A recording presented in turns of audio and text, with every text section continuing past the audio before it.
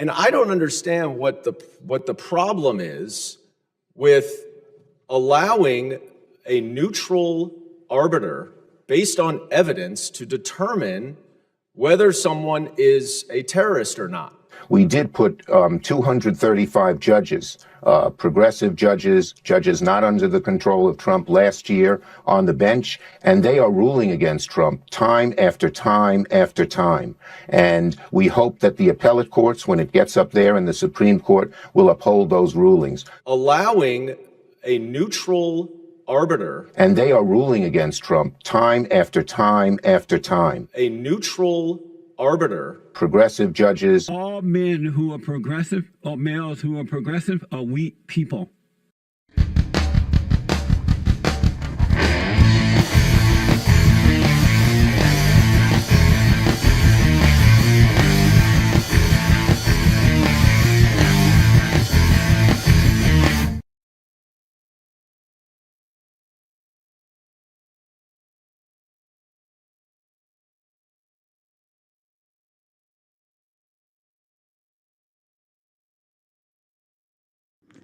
There we go. I'm still having trouble with things, damn. And now I knocked something on the ground. Hold on. Can I get it? Oh, geez. Yeah, I got it. Oh, my stroke.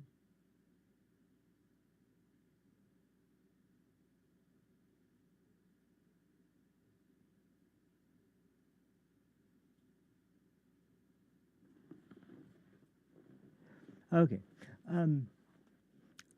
Okay, now, take two. Thank you guys for sticking around. If you guys stuck around, sorry about that. This was a horrible intro, and everything was just off. I feel much better now. Thank you very much. Let's try this again. My goodness. So the last couple of weeks, if you guys haven't been paying attention, good Lord, there's been, it's been out of control between the tariff situation and global trade situation. And there was a incident very recently with a couple of older students in a high school in Texas, which is an incredibly unfortunate situation, but is very obviously, it was attempted at least to be another situation to get everybody all riled up into a very heated racial dispute, which is pathetic to say the least for people in power and for people with some kind of grudge against the administration to try and use the same. I mean, it's almost like, I have to say this, and pardon me, but it's just what I see. It's almost like, let's create the same kind of George Floyd situation we did that happened in the first Trump administration, but let's do it now while it's early enough that it'll really have an impact. It's so incredibly, just despicable that they would actually more or less just blatantly try to go to that level, first off, and then secondly, that that they would use an incident like this where it is it's not the same, because the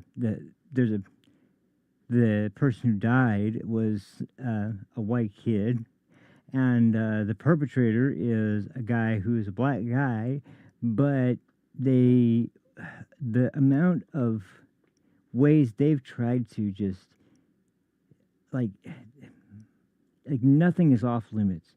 You can make up a bunch of shit about a kid who was killed, who had no kind of indication of anything that he'd ever done that was really like negative or aggressive, or he was in any way discriminatory or anything like that. But it's all fair. It's all good. We can just use his death to advance the other popular myth that is not really true about how black people are targeted for incarceration more. they're targeted for incarceration when they have done something wrong and they would naturally be potentially incarcerated. Yeah, that's kind of how it works. But sorry, I need to grab a drink. And then on top of all of that, then there's a couple of the situations which one of them really bugs me, and so I'm going to be talking about two things today that are really not confidential, was controversial. So you got to bear with me on that. But I love that clip in the intro because I'm going to play the clip about what that was about right now. I screwed up today. If you're catching this clip later, I had a start that just was a very, very bad start, and I just was like, no, we're starting the show over again. We're going to do it the right way. It's not going to be just me confused and floundering around not knowing where to go. I don't know why I had no idea what to do to start this show off. I was really just completely out of my element. But I hope you won't hold it against me. I think I can handle it this time, though. This was a situation involving basically ever since this president has taken office, the left has decided that they are going to take everything that he does and use it as some sort of sign that he's doing something that he shouldn't be doing, or he's violating his authorities as president, when in reality it is complete and total bullshit. But unfortunately, they are able to find judges that as Chucky said right at the beginning, because he's so proud of it. We've put all these judges on the bench, and they're progressive judges. They're ruling against him time and time again. I can't believe he's so proud of that and would say it out loud as if it's some kind of good thing, that we picked biased judges out to be.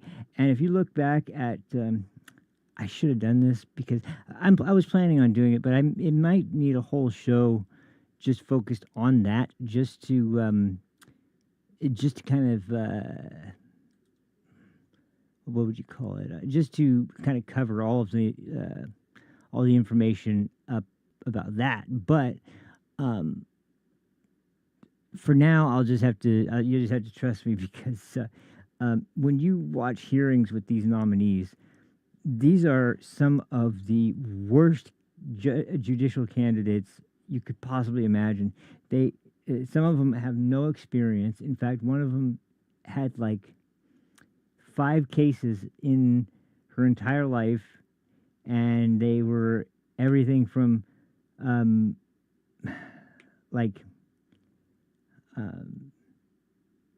DUI license revocations to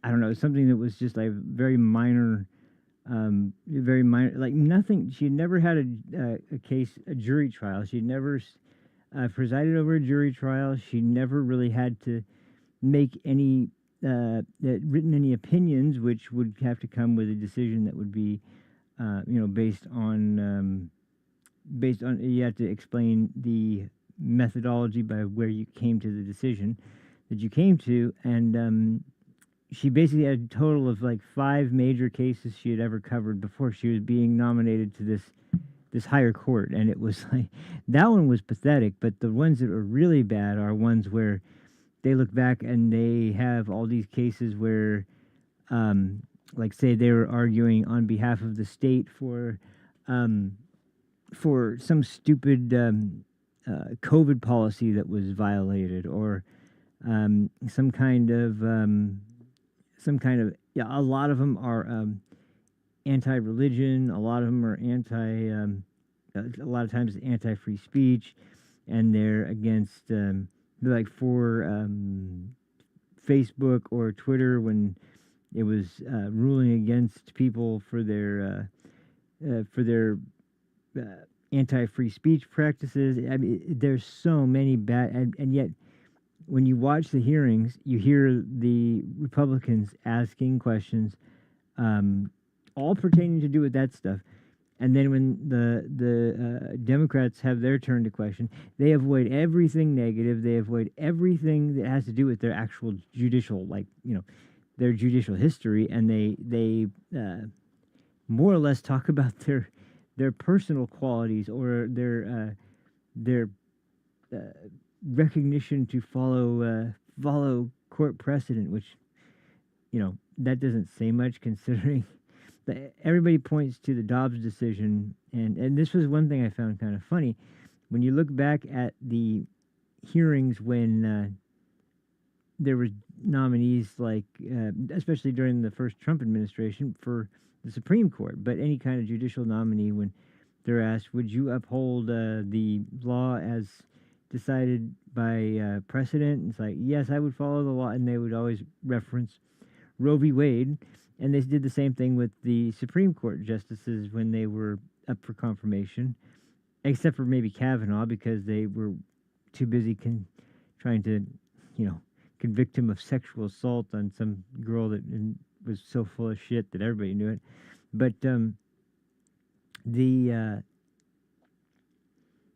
worst part is just how they just confirm. Anybody sent over by the White House to be a judge under Joe Biden, well, we got to add him, because that's another chance to have a Democrat at a bench in a court in America. So, and that's who they look for before they start taking these cases to trial, and that includes the one that kind of made the most headlines with the expulsion flights that were or the deportation flights that were going back to El Salvador. Bucanelli is a hell of a freaking president. Turned El Salvador from one of the most dangerous countries in the world into one of the most safe now. It's amazing, but he did it by actually, imagine this, enforcing the law. And MS-13 being, a lot of people don't know MS-13, the real actual roots of MS-13, and it's kind of interesting. I followed it because I was a big fan of Gangland back when that show was on, but that was at a time where they were kind of coming out of their real big peak first splash in the United States, where they were really earning a name for themselves, and everybody was just completely and totally blown away by the level of violence that MS-13 was capable of. What people don't know, I think, is it's actually, and I'll just mention this a little bit because it's kind of important contextually to this situation. MS-13 originally was called the MSS, the Mara Salvatrucha Stoners. It was a gang of El Salvadoran nationals, just like they are now. But they weren't nearly as violent. They weren't nearly as focused on violent crime or anything like that. They were refugees from El Salvador. This was actually a case of some kind of asylum cases, or at least cases where we knew there was a civil war going on, and we knew that they were fleeing persecution because they were fleeing serious danger because of the civil war.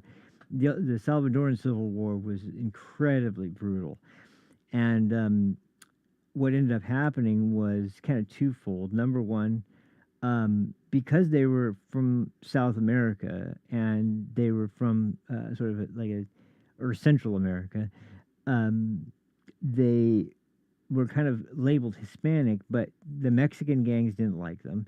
Hispanics in general didn't really associate with Salvadorans, and they kind of needed some way to keep them off their backs. But what always happens in those situations is kind of like clockwork.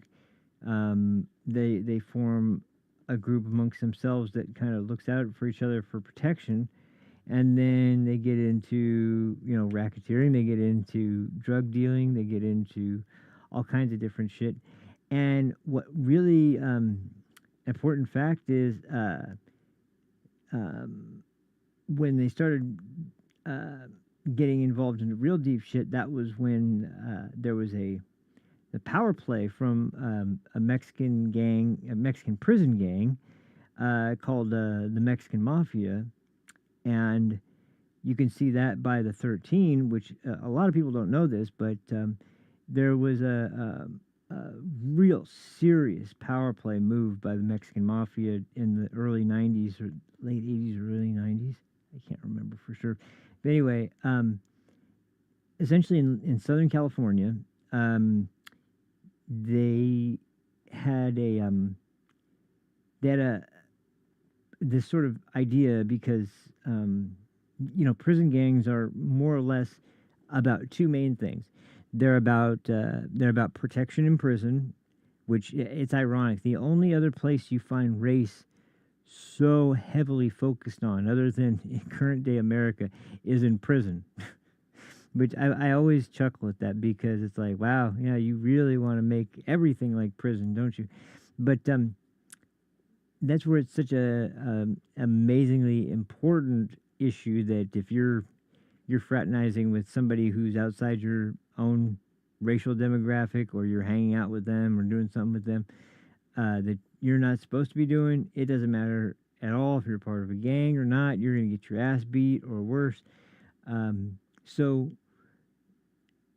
that's usually divided mostly along the lines of black, white, and Hispanic, and then there's smaller ones for like Samoan or Pacific Islander or Asian, or in some rare instances Native American.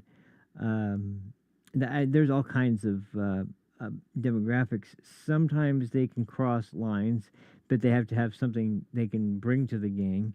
But when something happens like with the El Salvadorans, where they're not really recognized as Mexican because they're obviously not Mexican, but they're still Hispanic in some way, they have to come up with some kind of way for their own demographic to either bolster their own ranks or make some kind of name for themselves that's so notorious that they are able to, in one fell swoop, make their rivals respect them enough to not always just go picking them off, and at the same time cause people who are in the same community but were not as open to the idea suddenly recognize that they can get not just protection, but they can get respect, and they can get a financial benefit from it by the drug sales that will be going on a lot of times with these gangs. That they'll join. Now, here's the thing: the Mexican Mafia knows all this stuff. These guys were like, these guys were really incredibly intelligent in terms of like the way the legal system works, anything and everything to do with prison, anything and everything to do with how to sneak in and out of a prison, contraband that was either drugs or cell phones or anything that people might need, they could get it to you. Similarly, the Aryan Brotherhood for the white prison gang could do the same thing.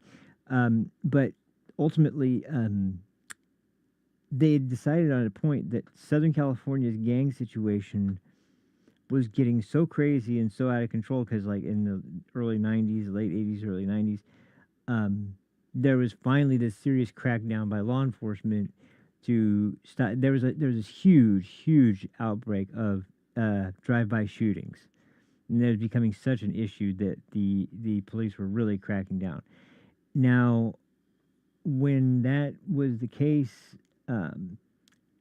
it was costing a lot of prison gangs and street gangs a lot of financial benefit because they couldn't be out dealing drugs, not only for concern out of being shot now, but out of concern that they're going to get arrested. So what happened with the Mexican Mafia was they got every Hispanic gang in the the Los Angeles area or the nearby Southern California area to get together, and they camouflaged the meeting actually as a football game, kind of interestingly. But they gathered in this park, and they had people playing football off to the side, and all this crowd off to the other side. That was where the important part was happening. And they discussed the way that this was going to work for the Mexican mafia, because the thing is that if you're a gangbanger, and you're really deep into it, there's going to be a time where you're going to get busted and you're going to be in prison. And the Mexican mafia took the approach that if you play ball with us and you go along with what we're going to ask from you, then we can guarantee you that if you come to prison, we will make sure we've got your back. We'll make sure your family's taken care of. We'll make sure that this and that, blah blah blah. There's just a few ground rules. Number one, they said no more drive-bys, no more, especially in fact any Hispanic violence is stopping right now. We've got other gangs from other demographics that we have to worry about. We don't want to have any more attention. We don't want to have any more enemies than we have to. We're not going to make enemies out of ourselves anymore. It doesn't matter where you come from. If you're Hispanic, you're under our umbrella. And once again, you can't break these rules, or by the time you get to prison, you're going to be in trouble. Now, one of their other rules was that it had to do with the profits for drug sales, where they would have a percentage that would be going to the Mexican mafia for protection and for their leadership to be able to keep the organization essentially as powerful as it always had been.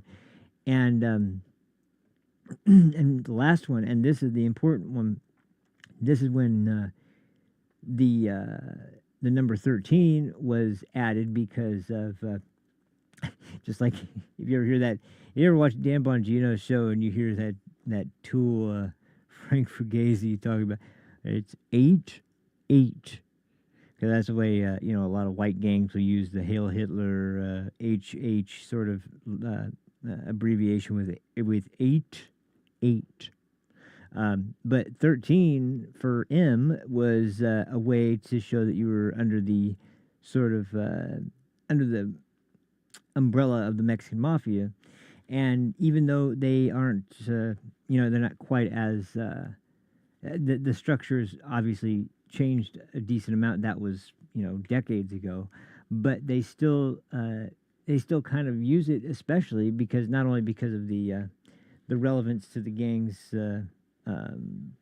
history now and what they're known as, but also as a way to sort of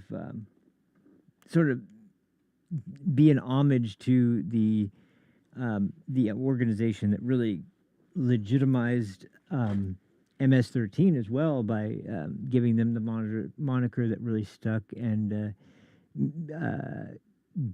garnered them the most respect for the time period and allowed them to become as feared as they were and still are to this day. And what happened, and to kind of finish up this story, which this went way longer than I thought, I'm sorry, but I find all this stuff really interesting because gang culture, and especially prison gang culture, is such a major part of street gang culture. And when you look at the supermax prisons, like the ones we've just been seeing lately, where a lot of the El Salvadoran nationals are being deported back to, that supermax prison has been filled with MS-13 for a long time. And it was when the government first started deporting MS-13, that was kind of when that was the first time, because they hadn't had a real strong presence in El Salvador until the deportations started. And then when they started happening, they kind of thought that they sent them back to El Salvador, where it's still rough and it's still, there's still other gangs down there that are established, and that'll kind of keep them in line. A lot of the gangs down there are made up of, career-long gangsters that are going to not tolerate a bunch of crap from younger guys who have been only in America for this longer period of time and don't know what the scene is like in El Salvador and how violent it is.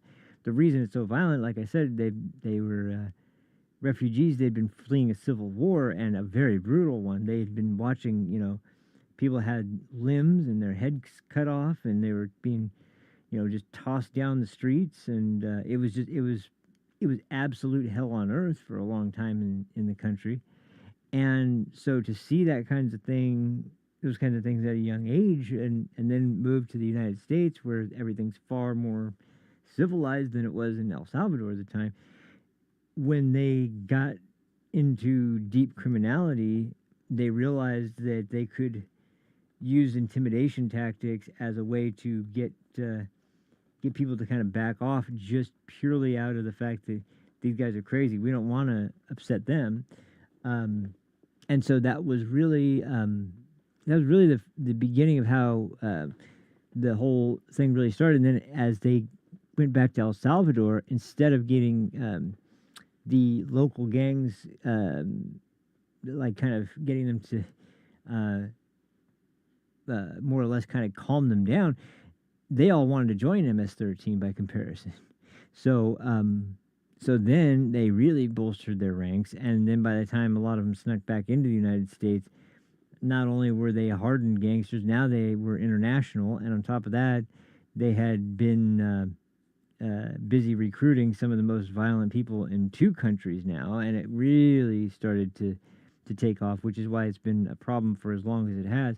I'm not nearly as familiar with Tren de Aragua because that one wasn't, I can't remember everything about the game, but that just wasn't a major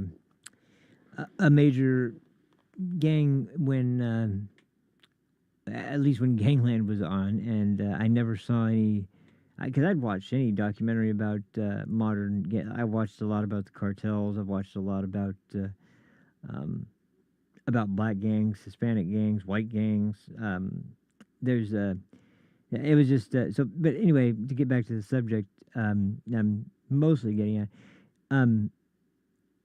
There's all this controversy stirred up about the mass deportations, and knowing what I know about the immigrants from El Salvador, especially if they are gang members, the reason that Bukele was able to turn El Salvador around is because he started to seriously treat those gangs like they needed to be treated, like the serious, incredibly important, and incredibly dangerous threats that they were. And so now they actually are in supermax prisons. But we have people in this country saying, "Oh, how inhumane, how terrible." Yeah, really. I wish you could get back and go to El Salvador back when, these people were recruiting people, because it was just taking off like crazy. There was a time when the American population actually recognized how dangerous MS-13 was, and how much we needed to make sure that they weren't going to be constantly terrorizing our own population. That time is long since passed, because now they're pissed about that. They had that judge render them that they couldn't do that, and they needed to turn the flight around. It was a whole big mess. This goes back into the judges, though, finally. And I'm sorry. There's just been pushes in Congress to start to, at least at the bare minimum, we know that they're never going to go along with deportations, even for criminals. But what if, at the bare minimum, we could just inform the public to keep an eye out for people that, or at least be aware of people that are here, how many of them, and not publish any names or any kind of location where they're from or anything. Just publish a number of people that would be a public list, and let people know how many people were illegally in the country, and then that way we can keep everybody informed about what's happening, at least to a certain extent. And well, let me play the clip, and you can see how it goes. This is just the excuses are ridiculous, and Dan Goldman's little rant there at the end just is exactly what I was expect from a Democrat in the House, but even scummier from a guy like that. That guy is just bottom of the barrel, absolutely just completely lacking in any kind of morality or um, conscience or anything. He's just a tool, and he seems to enjoy being a tool. So, I mean, he's one of the people I just can't stand listening to because he's such a, he just, I mean, you probably can't breathe around him because of how much smug is just in the air all around him. It has got to be like intolerable to be around that level of smug. He's just a gross human being. Anyway, I'll actually finally play that clip now so that we can get this one going because we got to get into the more crazy and exciting stuff for the episode because this one's just to illustrate what lengths the left are having to go to now to oppose Trump. We don't want you deporting illegals. We don't want you reporting on the number of illegals that are in the country. We don't want it. We don't want anything. We just want you to do nothing, really. That is what they really want. But it's just I can't believe how many people are so ridiculous on this subject that they are more concerned about illegal immigrants that are gangbangers and very dangerous and then they're considered to be, off limits for deportation, and that's terrible. You can't just mass deport all these people without due process. Like, first of all, just about all of them have had due process, and I mean, because there was a number, and this was just during the Biden administration, but there was a number that was like 2.5 million people that had their adjudication process go through. They had been issued a final notice of removal. They were supposed to be found unsuitable for whatever program they were applying to and be removed from the country. And guess what? They just didn't do anything. So they had the due process. They didn't remove them. And that's it. That's all we get? Okay, all right, because that is all we get from. I don't think I saved the clip other than the. Yeah, I think I just kept the. Well, that's all right. We can move on to some of the other subjects anyway. But that's a good spot to start anyway, though, because I needed to get into that element of the judges that were. Ruling against Trump right now because that was what I was really going to focus on at first was the fact that despite the American people really not opposed to mass deportations, for some reason the left keeps going to this like this is going to earn them points, and the one thing, because they were waiting on something like this for so long. You got to know that when it finally came up, they were just ecstatic with how great it was that they actually were able to have some kind of case come up that they could blame Trump for deporting somebody that was not supposed to be deported, and they framed it as he was an American citizen that was wrongfully detained and removed, when actually that's not the case at all. And as a matter of fact, there's a lot of dispute about it. But what we do know for a fact is that, number one, this guy came in long before the Biden administration. It was like in 2012 or something like that. Number two, he's had a history of different crimes he's been charged with. I don't think he's ever really had any serious charges that like resulted in serious jail time, but he's got a record, and he has a he was essentially he wasn't I can't remember the circumstances, but he wasn't actually supposed to be in this country. The only thing he had going for him was that when he was apprehended originally, he was basically pleading that they not send him back to his country of origin, El Salvador, because there were rival gangs that were going to kill him. Now, that I'm glad I kind of told the gangland story, because one thing that he tried to say was that now this was the 18th Street Gang, which in the mid to late 90s, early 2000s, 18th Street was another Los Angeles gang, but they had also had roots in Central America and in Mexico, and they were much bigger at the time. They haven't been able to keep up their numbers nearly as much as some of the more notorious gangs that are still operating today. But at one point, they were real serious rivals with MS-13, and so he was arguing that rival gang members were going to kill him if they sent him back to El Salvador.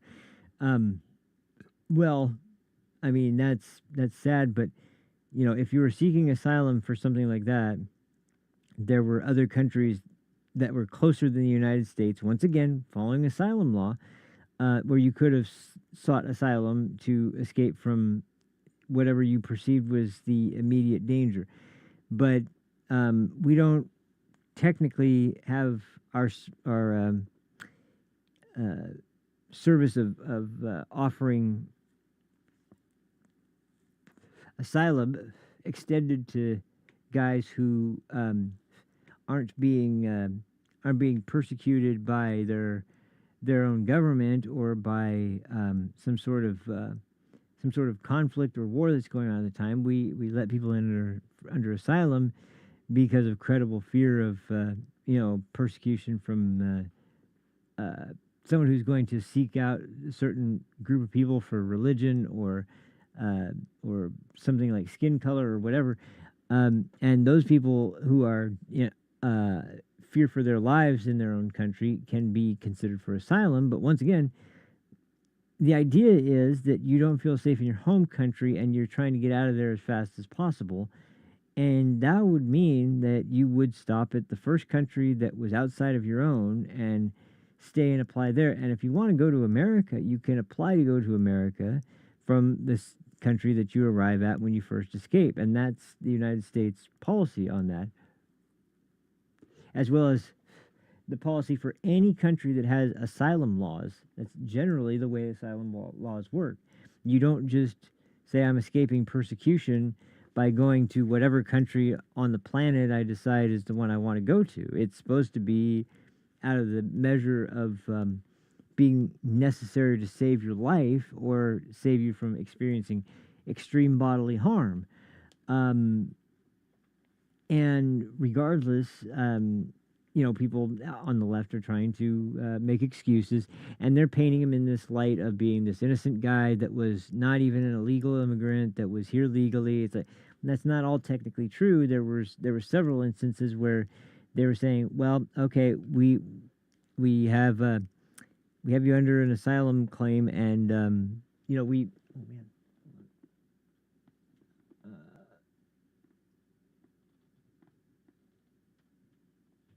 There we go.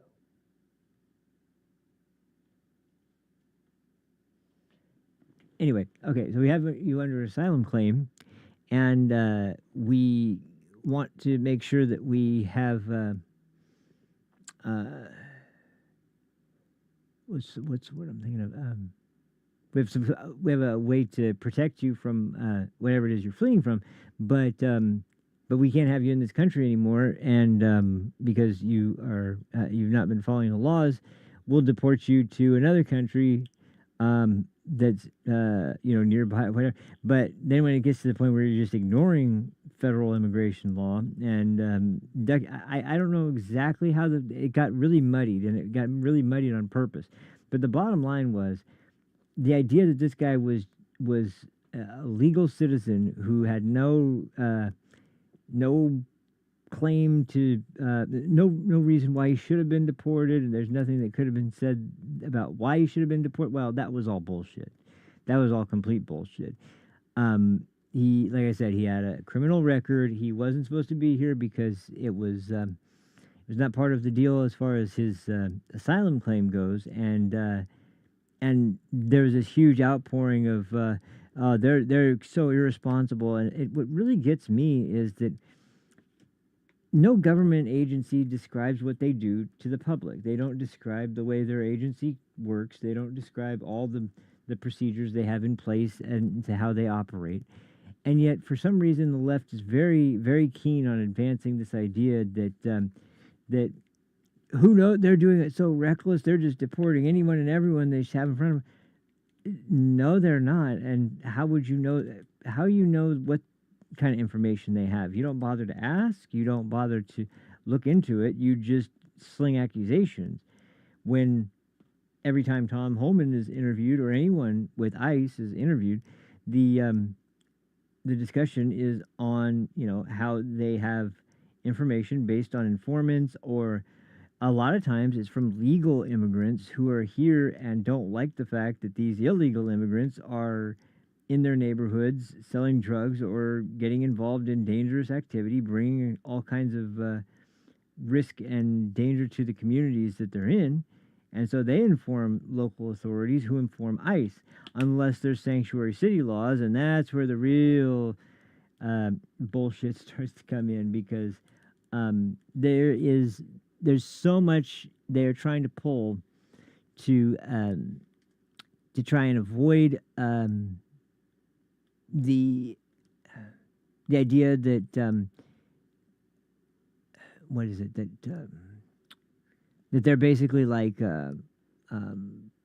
completely reckless with how they handle themselves, and how there's no other possible explanation than they're just randomly picking out people who look like people from Central America or Mexico and just deporting them like that. No, these are people that have a record or have reports or have some kind of thing. They don't just go in and pick some random dude and deport them. That's not what's happening. They've deported so many people at this point, and just about all of them are people that you can just tell by the description that, yeah, these guys are involved in maybe not gang activity, but illegal activity, and that's not what they should be doing if they are someone who is an immigrant to this country, especially if they're only on a visa or they're on a green card or a temporary immigrant status of some kind. Like, that's not how the process is supposed to work.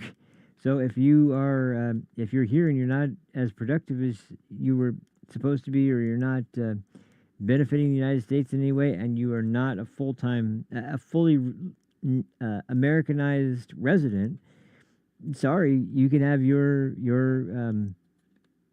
temporary status revoked. You can be deported back to your home country, and we can all sleep a little bit easier knowing someone really dangerous isn't going to be out there. For some judge to come out and it was, I can't think of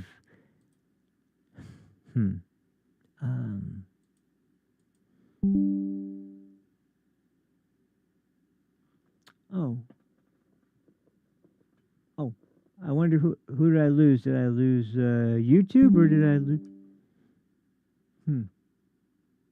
I think I lost YouTube briefly. Sorry if you guys missed any segment of that. It looks like it's fine now, though. Anyway, so, but yeah, the thing that's crazy is the way that they are attempting to gain public sympathy for these people by what's this one? Oh, that's not it. Okay. Oh, wait. Oh, no, wait. That's something else. Never mind. I saw a chart and I thought that was it. The nationwide injunction thing, though, because judges, like I said, they pick out judges that they themselves have just moved to the bench. They pick them out, even though they're not even technically in the area where any kind of case would be heard that was relevant to the area or anything like that. As long as it's someone that's friendly to the Democrats, they're going to pick that court. And then they'll issue some sort of injunction where no, you can't deport people like this. You have to bring them all back. These are these are instances of injunctions that would involve people that aren't in the courtroom, that aren't one of the parties to the case, and you can't do that from the level of a local or appellate court judge that is not even a federal judge of any kind, and that's just ridiculous. But the idea of all these cases in the first place that are trying to establish nationwide injunctions, these they track the numbers, and it was something like, so far in this just in this term, not his first term. In his first term, the numbers were off the charts, but in this term already, um, it's something like 67, and that is more nationwide injunctions than George W. Bush, Barack Obama, and uh, Joe Biden all had in their presidential runs for 8 years and then 4 years, respectively. Or no, not respect, combined, combined. So for a total of um, 20 years, 20 years worth of presidents, um, versus about 2 months of one president, he has more than those 20 years of nationwide injunctions on just him.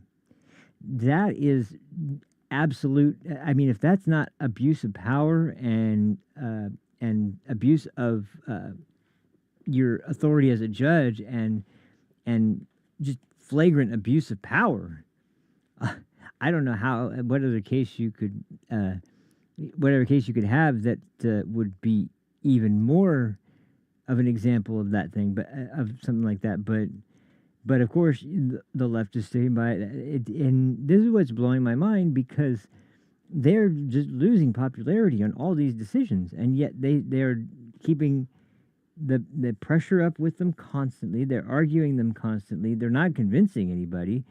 And here's where I'm really worried, is that all they're doing is winding up and irritating and getting more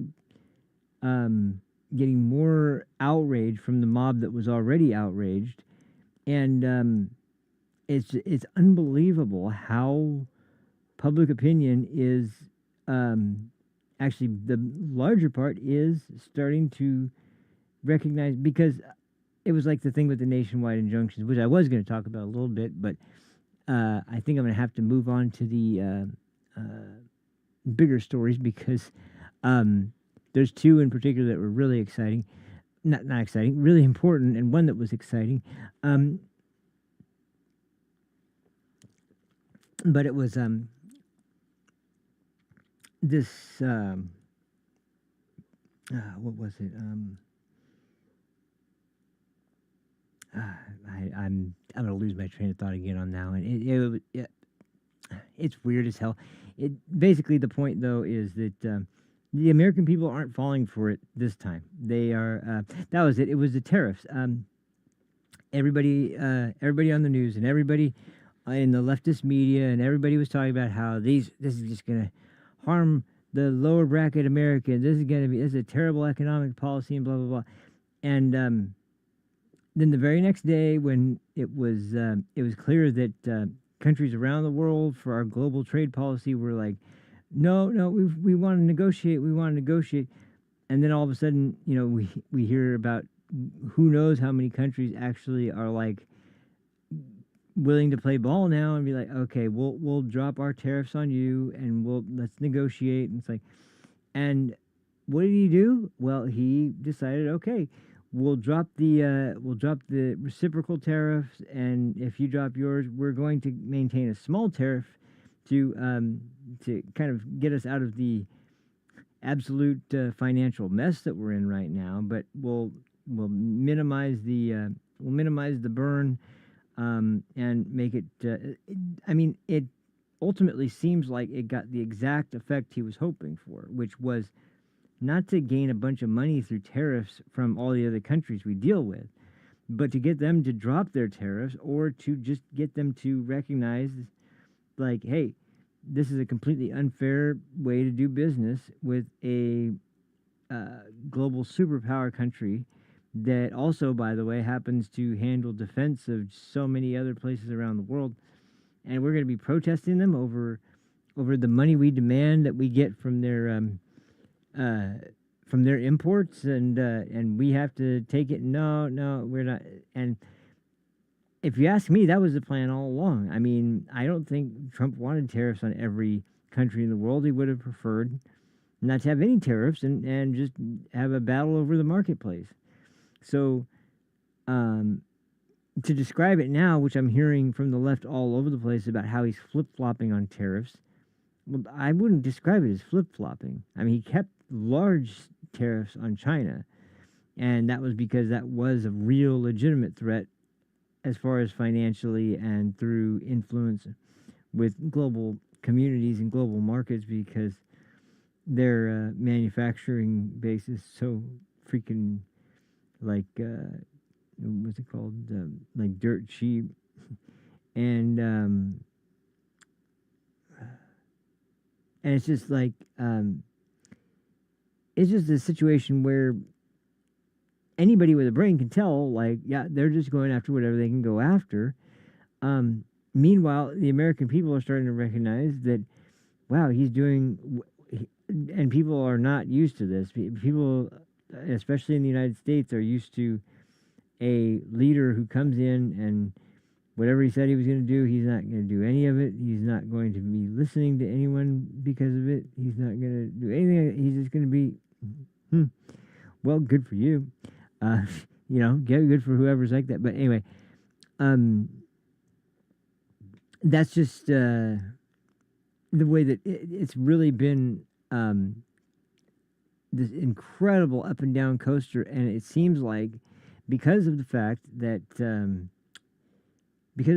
they've really lost all perspective and are just going completely berserk just about every opportunity they can. There's I don't know what you call it. There's well, anyway, I think I went on that subject a little too long because I wasn't meaning on touching on it forever. But I do feel like I don't know about you guys out there, but I really do feel like since the last few months, especially when well, not few months, few weeks, especially where some of the economic plan has started to take shape. Some of the items on the agenda have started to show that okay, we're making. I mean, I heard the figures this morning, and I think it was just around 1.3 million students. Yeah, and that's I don't know. That's incredible completely that he's able to still get. If you ask me, a lot of it is because of his cabinet as well. Tulsi has been very outspoken lately. RFK has been talking to people lately about what he's been doing. Elon has had report after report of all these incredibly inefficient ways and systems that government agencies have had to keep control of their business and act like, oh yeah, I know better than you do.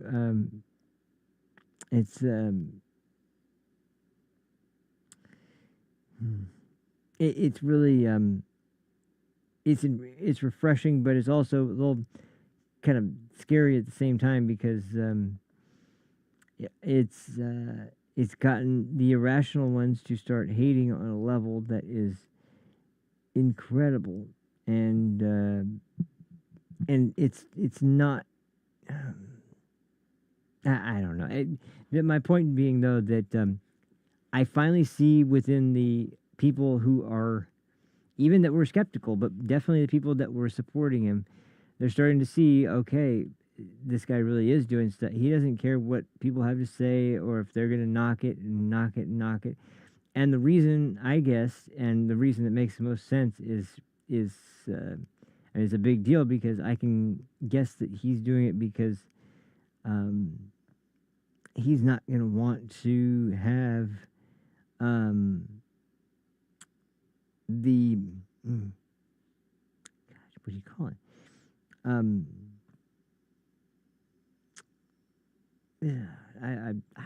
it, I did it again. But anyway,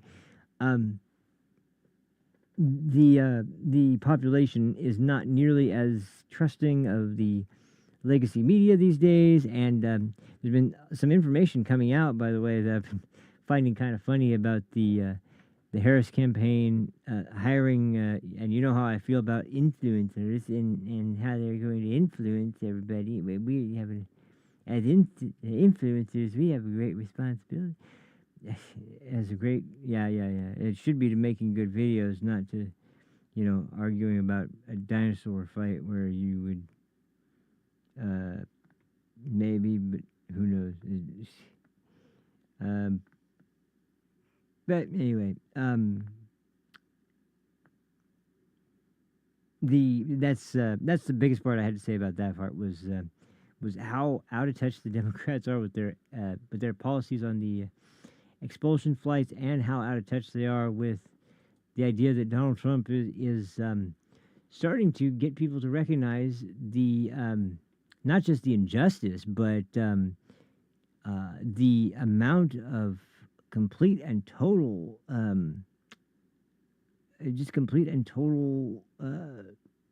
abuse of power that's been going on in the bureaucratic regime in Washington D.C. and it seems like he's going to be the one to have the balls to be like, we're not putting up with this kind of thing anymore. We're gonna actually craft our own stuff. That's fine. It's fine. Anyway, that was where I mainly wanted to get to today with that topic. Unless there was something else I had saved in here, but I doubt it, because we can move on to some more fun news, I guess, for the time being. Unless I'm forgetting something. What is this one?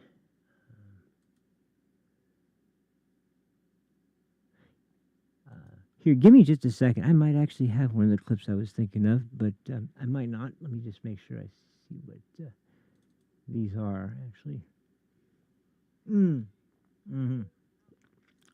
Oh, okay. There was a clip of this I was wanting to play. Here we go. So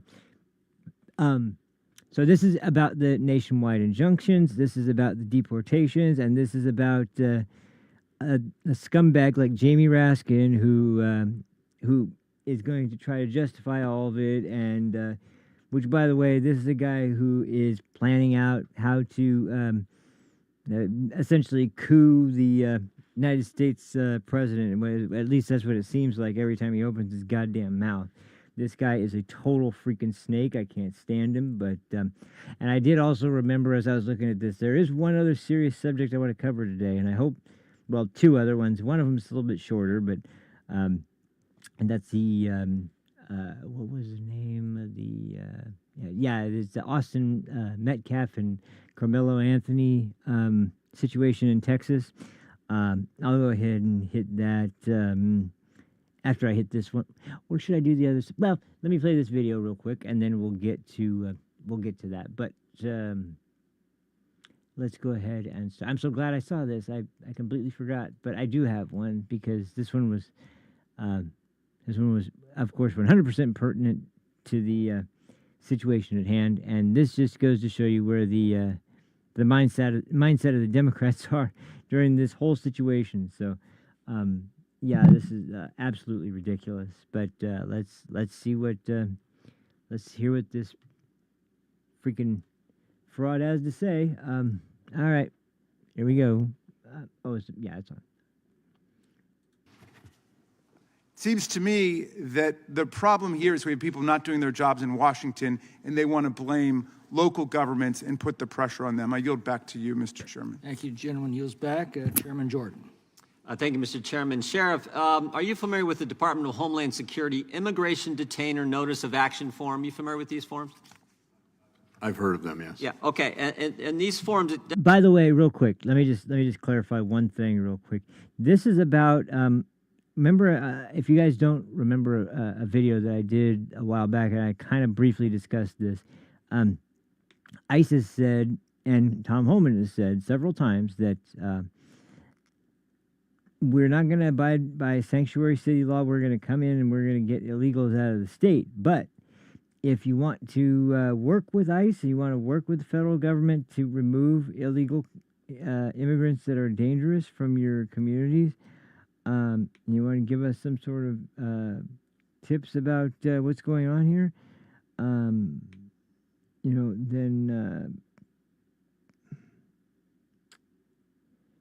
then we're gonna have to. Damn.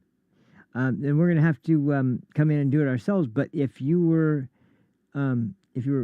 working with us and told us when you had, let's say, an immigrant in custody who you just arrested for, some officer arrested a guy that was in your prison, and then when he got out, he went right back to doing the illegal stuff he was doing before. He just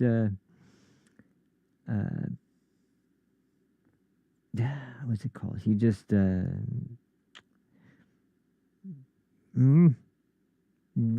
really there we go. He really can't bring himself to. Oh, I'm sorry. So go back. Tom Homan is trying to get the idea of the blue state mayors and what is the hold on. Well, basically, okay. Here's basically in a nutshell. You can help us with ICE and help and cooperate in finding the illegal immigrants, and preferably if you can keep them in a prison cell where they won't be of harm to anybody else, and they won't potentially harm any of your officers or mine, and we can go in and just grab that guy. We are highly encouraging that. But if you don't, we're going to be coming anyway. We're going to be coming to get the immigrants out of the country and get them to be in what's it called? We're gonna get them out of the country, get them back to their home countries, and or potentially in some cases, like I was just talking about, somewhere where it's not America, but it's not back to your home country. Although in that case he did end up there, but I don't think I don't think it would have been much better for him anywhere else. But the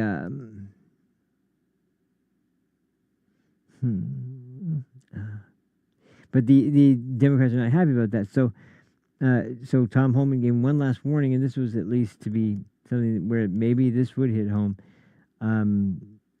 There's talks of getting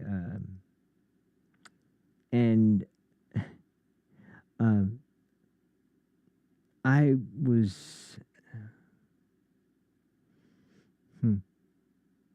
I might have to get to this tomorrow because, or during the next session, because I got a lot to cover. But okay, just real quick. If you have the prisoner in a cell, an arresting officer can go in, handcuff him, and take him out. No harm done except for to the illegal immigrant. Nobody else is at risk. Everything's fine. If you don't do it, they're going to go in. And this is where I've mentioned this part before. I'm sorry, this is where I remembered. I mentioned this part before. If you are unaware or uneducated or uninterested in, what's it called?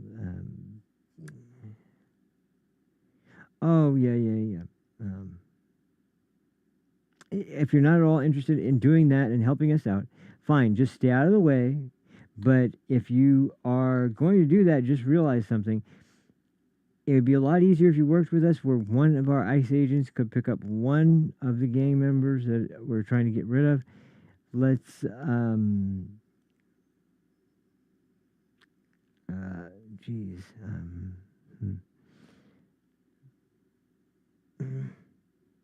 well, okay, if you do it there, it'll be like that. If you do it out on the street, that guy's likely going to be in the presence of other people here illegally. That guy's probably going to be in a neighborhood where they don't like cops too much. So not only are we putting our own officers at risk, but even more of a problem is what's it called? Well, regardless of how it's spelled, I arranged it to. It's gone. It's just I don't know, but anyway,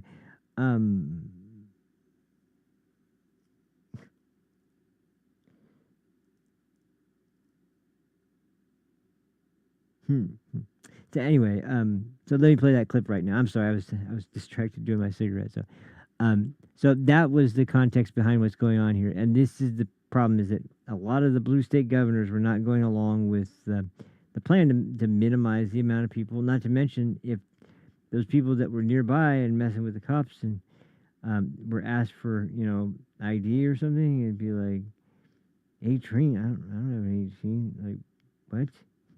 It's like, no, I don't have an 18, not ATM, not in, yeah.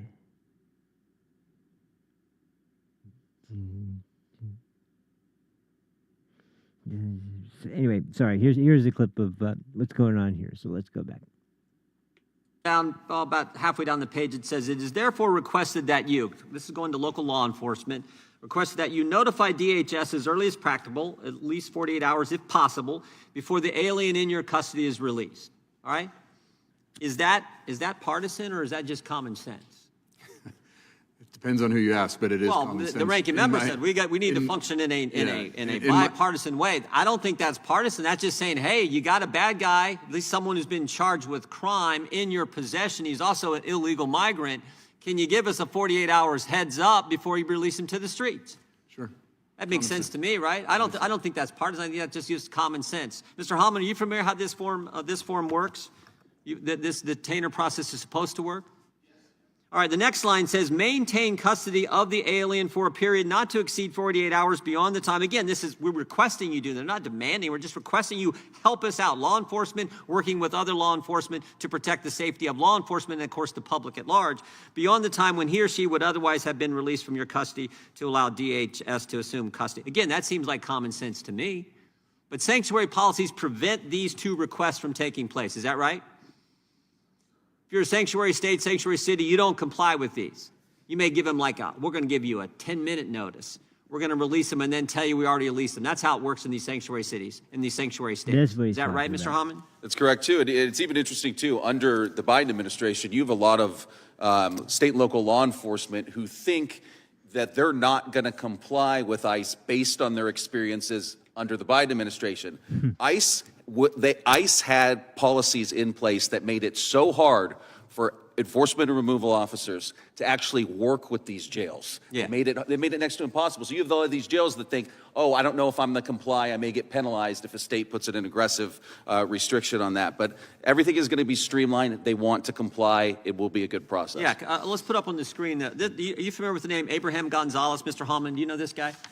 Abraham Gonzalez? Here's a great example. I do not. Okay, this guy was released this year, February 28, 25. He was released. Look at what the sheriff's department put here. This is a ICE notification. They put the stamp on there, being released to the streets. Now, this guy had been in custody for 345 days. Let that sink in for just a second. That's how long he'd been in custody. ICE comes in and is wanting to deport him because he's not supposed to be here.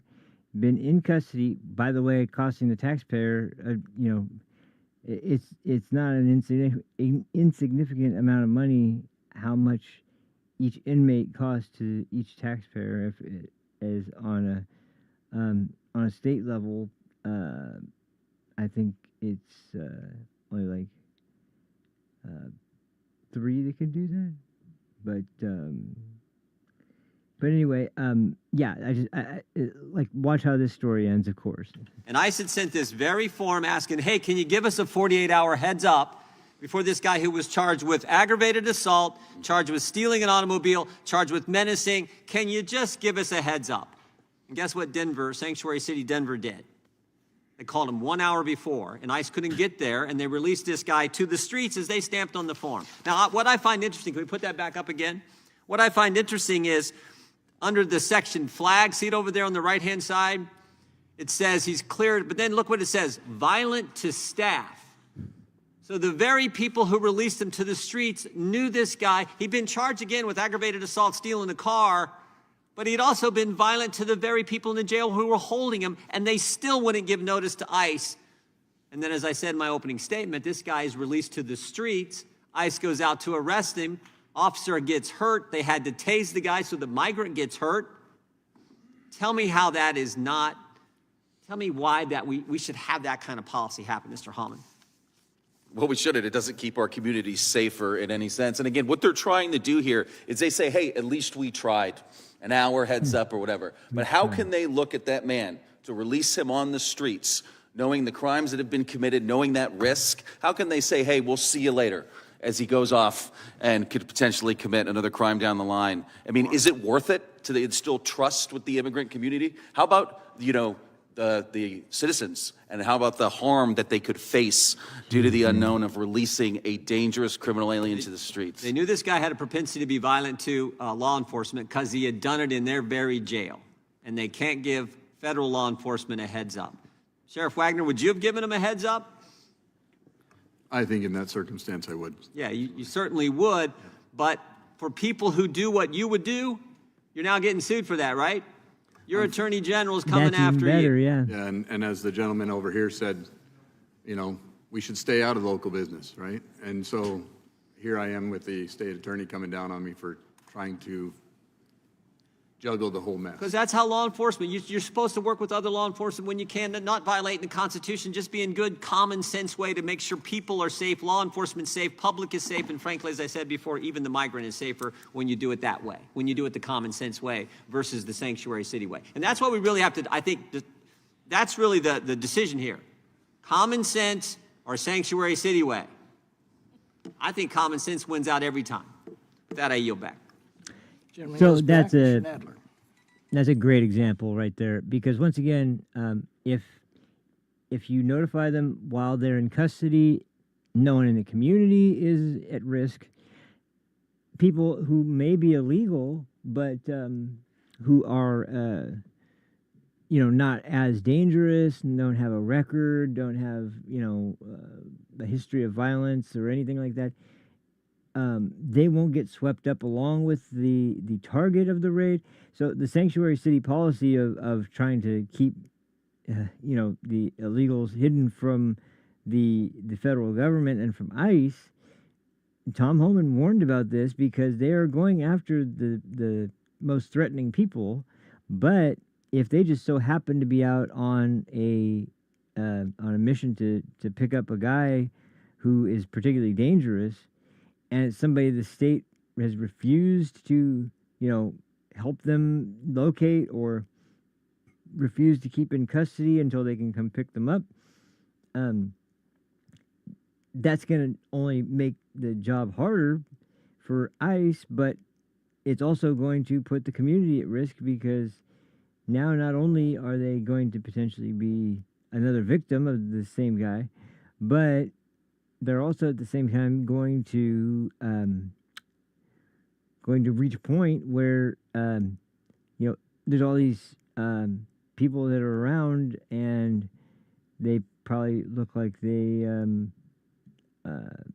don't know like anything about the idea that like they're going into. You think they're just going to go into a community of random people? No, they're going to back to the community with other Hispanic people or whatever country they're coming from. They're going back to that neighborhood with other people that could also be potentially someone who is viable for deportation, and in which case that could have been avoided if you kept them in the prison and ICE can pick them up there. But they are trying to, and in a way they might like that, because they're going to try and convince the population that look at these evil ICE agents.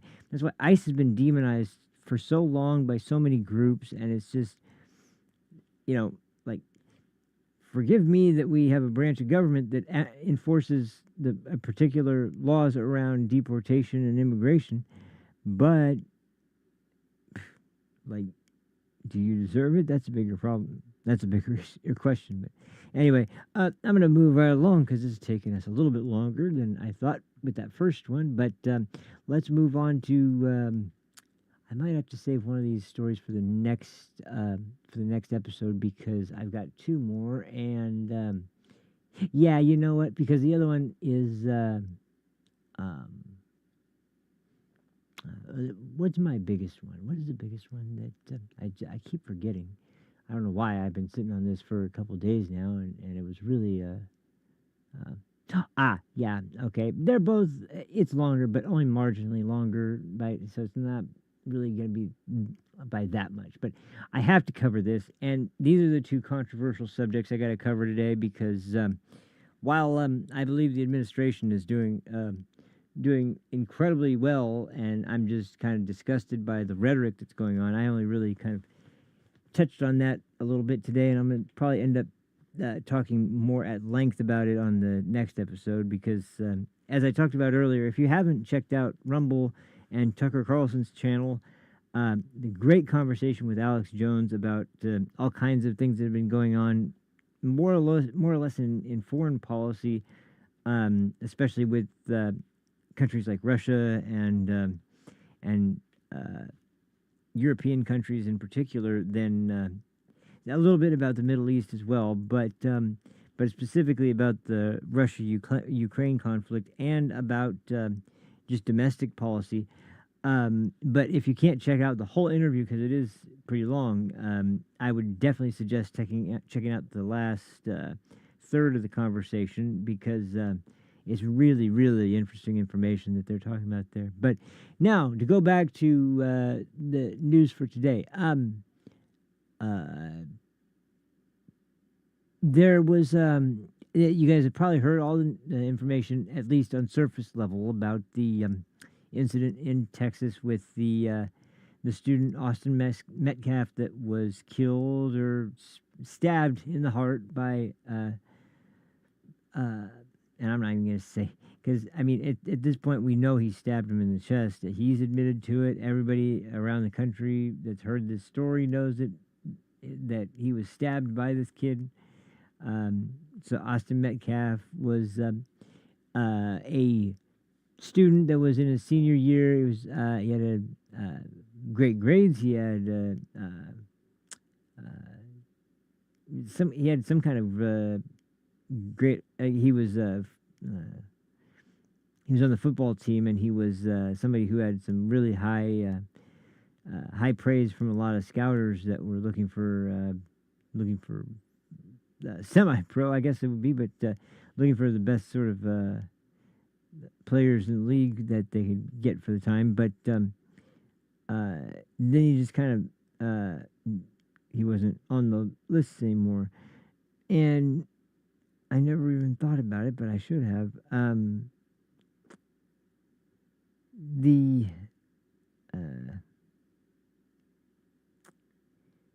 The situation goes like this, broad strokes. There was this tent set up outside of this sort of track. It was either a track or football event or some kind of sporting event.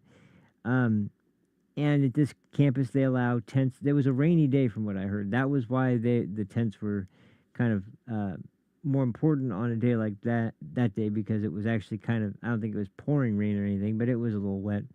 And this other kid, Carmelo Anthony, is in a tent that is on the opposing team side from the side that he would be normally normally three. Oh, that's right.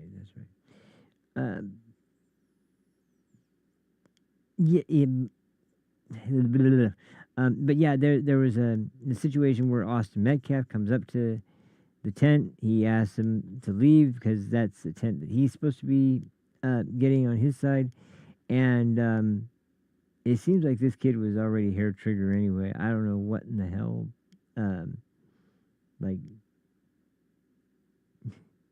yeah, it's just it's a sad situation all around. And the parents of course, are grieving, but they were originally posting. I don't know how long this will last now, but they were originally posting.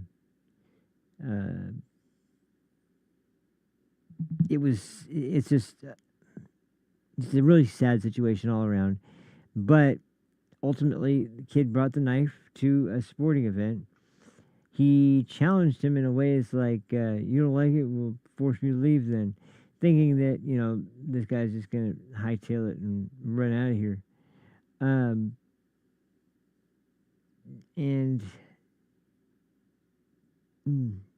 anyway, they go in and they have this kid arrested.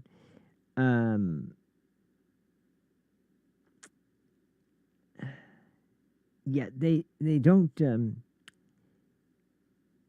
care all that much about the situation or how how it all played out. But something interesting came up in discussion last couple of days. There were apparently some people who were bystanders who had cameras rolling, and since the camera discussion has been going on, there was a sort of strong shift, because what I was finding disgusting was that now, what was it? What's the company that has the I don't know. Anyway, there was a point where Austin Metcalf comes up to the tent that he's supposed to be in and sees Carmelo Anthony sitting in there with it's just I don't know. But it's clear at this point that there's going back to the George Floyd riots, they were hoping that this is the type of case where it's clear. It's a clear cut case of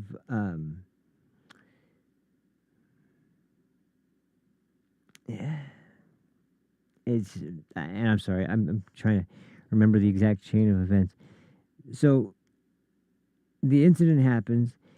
Austin Metcalf gets stabbed in the heart. His twin brother comes down to try and stabilize him, but he's losing way too much blood, and it went to the heart anyway, so it's not gonna.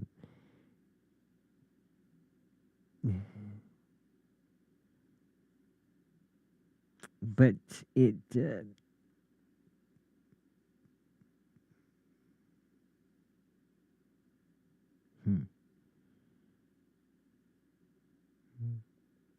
But anyway, so to go back to the chain of events, there's no reason to believe that this was an incident where the shooter in this situation was someone who was going to be a complete and total disaster for the country. That there was no way that he was going to be able to just go out and function like a normal member of society. He's been way too long involved in all kinds of negative stuff of all, and it's just I don't know. It just is completely and totally unbelievable that there could be excuses made for this, but there are, and it is it's clear that that whatever ended up happening, whether there's an altercation or not, you can't just pull out a knife and stab somebody. Now, this reminds me of a case, and I can't remember his name, but there was a case in Florida where this guy had his gun on him, and he notices that I guess it's his brother and sister. No. But he is having X going up is not all that surprising. but regardless, the point is that they're setting these up to help prevent some kind of next suicide bombing, and I don't know. I'm super close to being like, what in the hell is it going to take for people to recognize there are just bad people? And, well, no, they can't do that, because then that would override the crooks have issued a request to stop it. But anyway, I've been following this story since it happened, and what's really happening now is, of course, BLM got involved, and they tried to intimidate the judge, and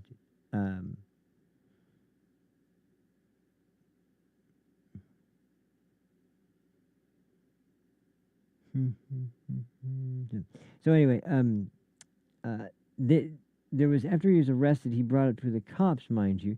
He wasn't thinking of this on his own. It was a lot of defense advice was being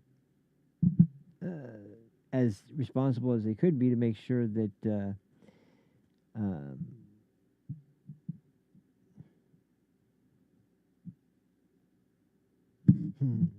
but okay, so because of the races involved, and I guarantee if the races were swapped out, there would be nothing wrong with Shadow Chernobyl. But oh, why did you select Gunslinger? Oh, and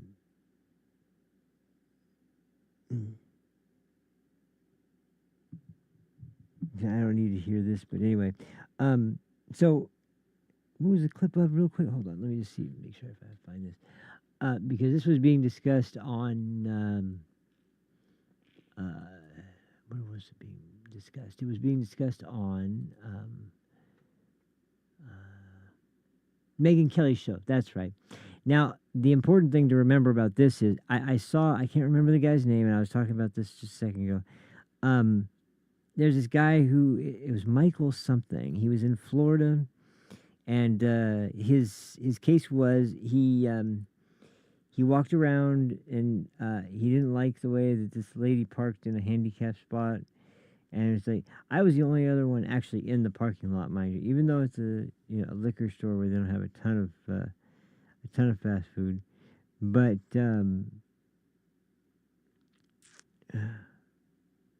what ended up happening? There you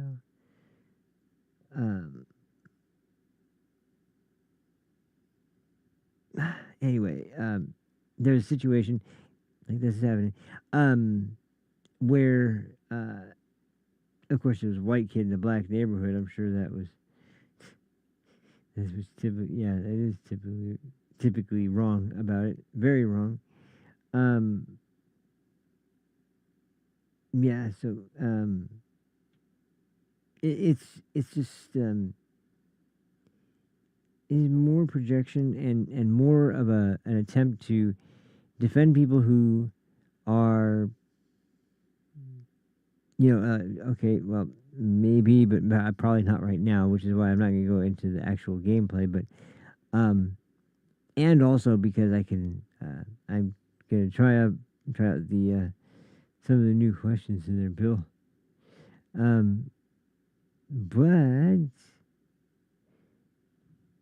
But yeah, there's a lot of parallels in this situation, because in the last one there was no coach, there was no assistant coach, there wasn't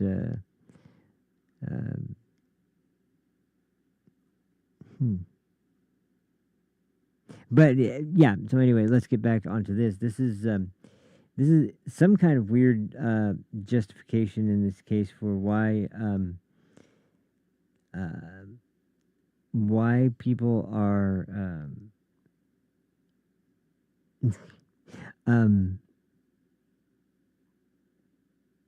yeah, there's a lot of specs you can put on GTR, just but anyway, the point is just that and sculptures I did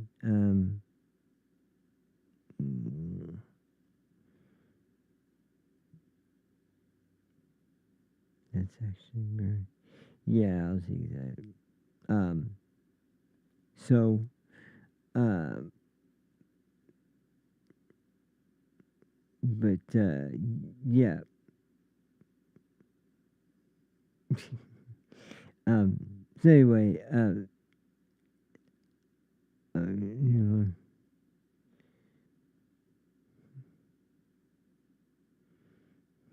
Hmm. So anyway, this is some of the story about that, and a breakdown of it in terms of the law and what the law would go by, because you know, he's been here. I think he's 25 or 26, and he's in uh, an English course, but of course doesn't seem like he's really all that interested in that part either. Just looking for a cover for how he would be able to be perceived, and everybody's out up in arms saying this isn't a good look for white people. They're persecuting, but not really. We're getting a man who isn't supposed to be here out of the country, and rather than cooperate with ICE to make that happen, the local governments have decided, nah, we're not going to help the federal government find these people who are ruining my community and killing off a bunch of people and breaking a bunch of laws and yada yada yada. And so we'll just get rid of the current existing brick reel, but anyway, it's like, okay, all right, fine, I'll do my best. I get there and I see like this guy that looks nothing like L. He's about as black as they come. Which that part doesn't bother me, but man, I can't figure out what the hell.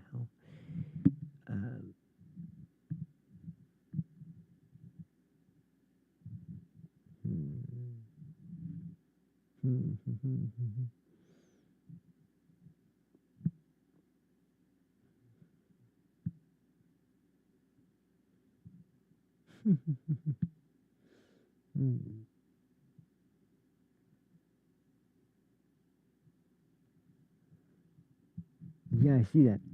Anyway, so it's recently been discovered there's some cameras on site. Now they haven't released any of the camera footage yet, but when they do, because the suspect or the killer is sitting in front of me in person. So they kind of shaded in their.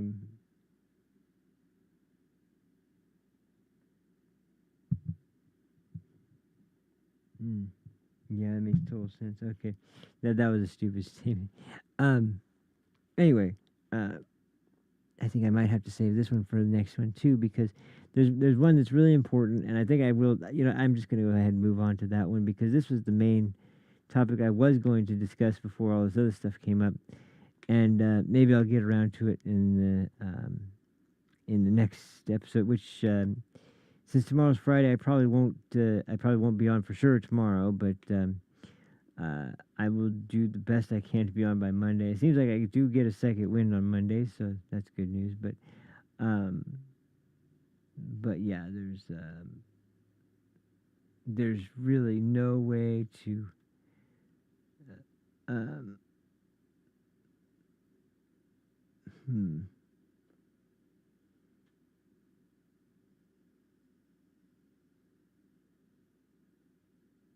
Hmm. Hmm. Yeah, that sounds like a good idea too. Um,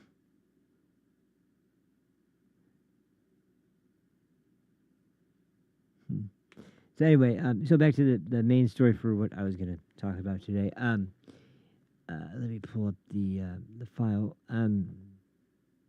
Because this is kind of a longer story in the making that I was going to talk about at first the last time I came on, but I didn't really have much time to do anything.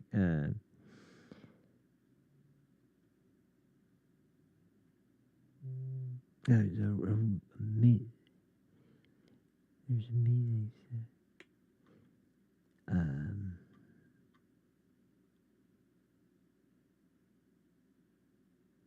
Hmm.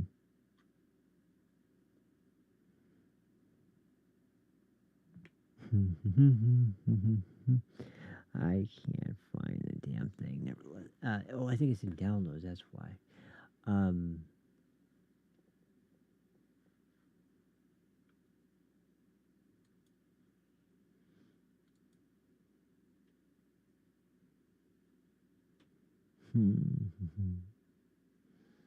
oh, sure.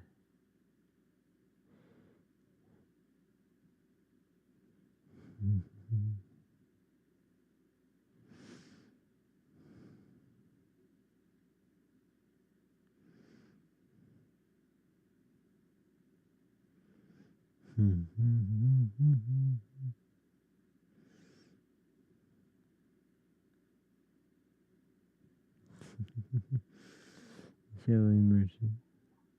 That's actually possible because, to be fair, they don't have anything other really.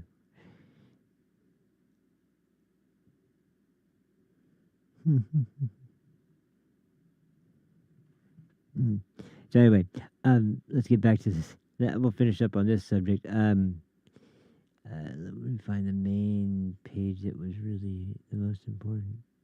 Um, wait, where is this? No idea.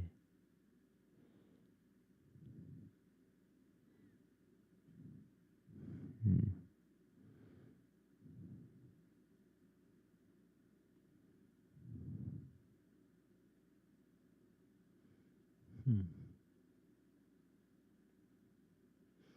Hmm. Yeah, that's just a weird one. But anyway, we've talked to the family, and the remarkable thing is that their family is, despite this huge tragedy and the traumatic experience of what he had to go through to the brother and what he had to go through um, to avenge his cursed son and leave him to rest. But yeah, that'd be good. So anyway, RP runs this story about Tucker Carlson has all these terrible things to say about people. When actuality, that's not the situation at all. You can see from this clip from Jordan Peterson that was.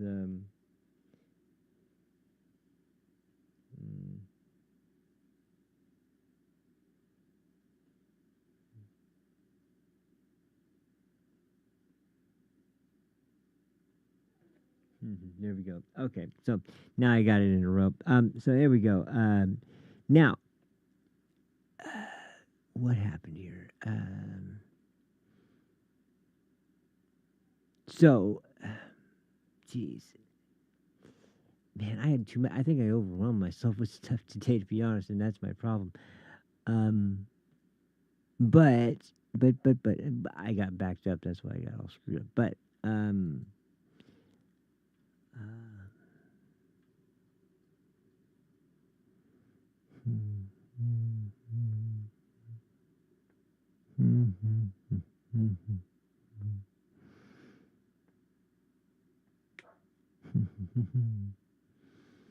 stupid damn dog. Oh wait, hold on. Wrong thing. Don't click that. Don't click that. There we go. All right.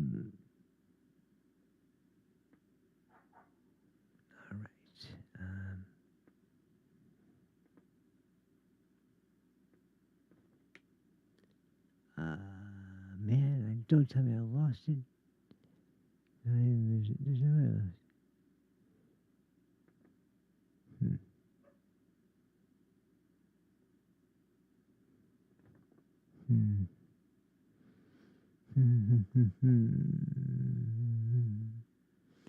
I gotta be able to come on. I gotta find it. It's gotta be here somewhere.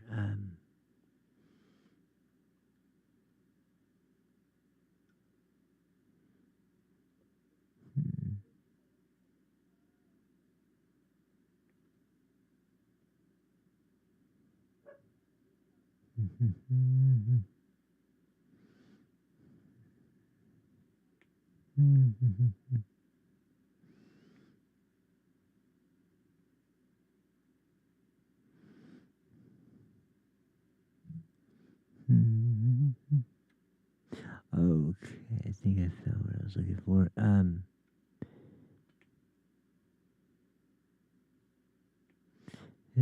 Open world and existing.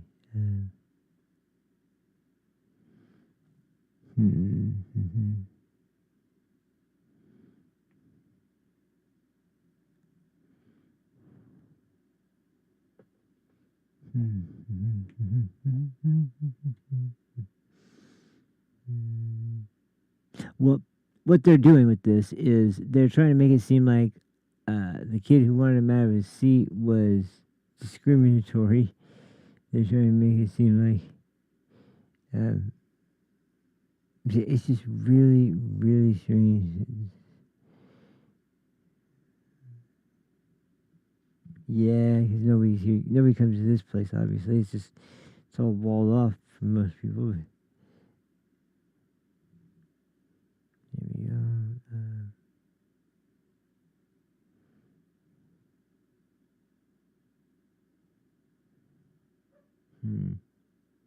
That would be the last one.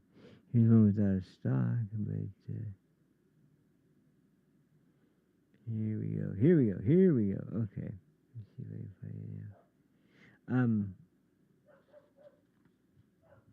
So they've tried to find all kinds of stories to get this to fit the narrative, but in the meantime, they're making sure that nobody talks to this guy because one of his first questions was, "Can we turn this into a self-defense case?" And I think the radical opposition side was like, "No, how they put innocent black people in jail for a couple of years? Right? Why would you want to do this?" Gee, I don't know. I don't think Gohan ever killed anybody when he was up midair with his super.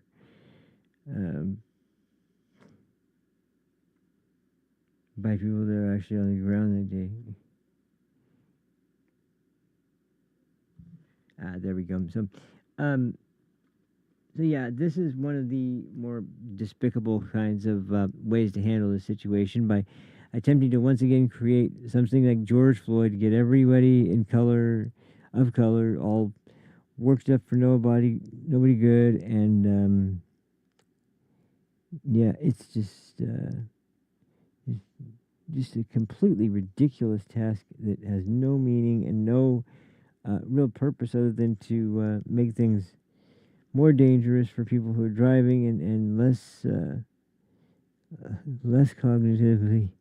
cognitively impaired and more prone to sound like a slob.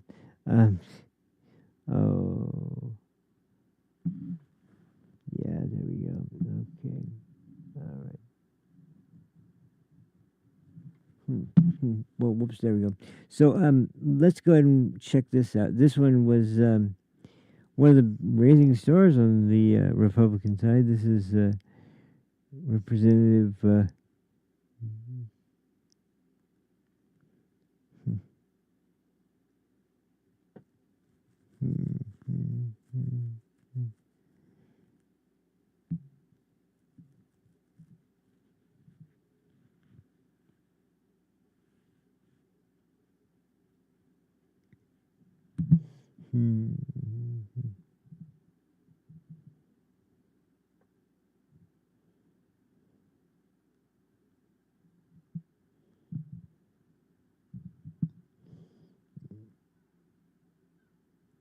All right, here we go. No, I think we got the.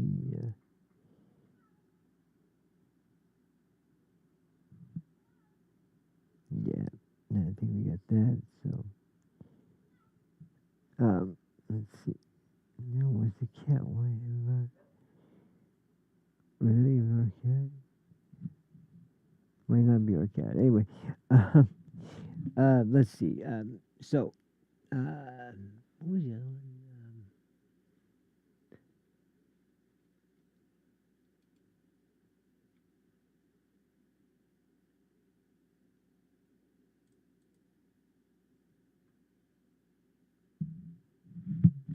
All right. Well, let's see. I'm having trouble finding it again. I might have to. I have to do at least two of the stories out of the four. So let's. Um, I didn't really realize that the MS-13 and deportation situation started to become clearer after today for me, because I've been and I don't know what they were up to. So.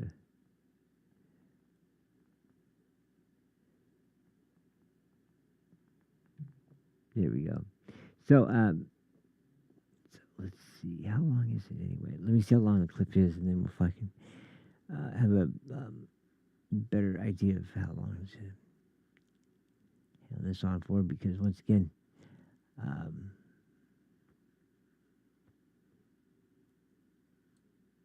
this one sure as hell isn't a promo, but.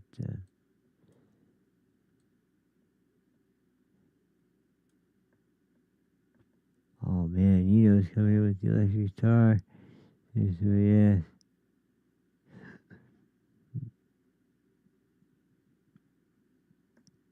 Okay. There, no, there's that. Alright.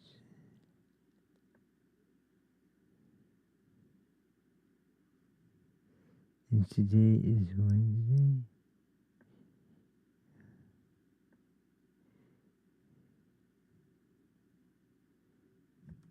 Here we go. Okay. All right. I think I will go ahead and just at least play this, because that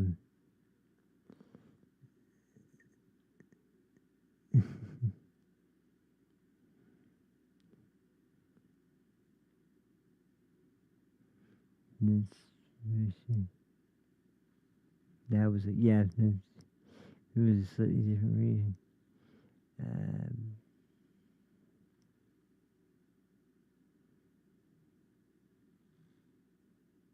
Mm,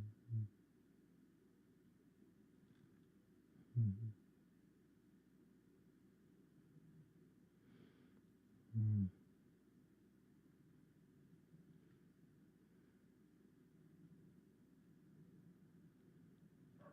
mm, Oh, there we go with that. So, okay. Well, I think if I pull that up, and let's see. Oh no! Oh, there it is. Okay. All right. Man, and I got worn out again. This crazy talk. Is it here? Wait, where was it? Was it? No. Here we go. This is where it was. Now, where is that one?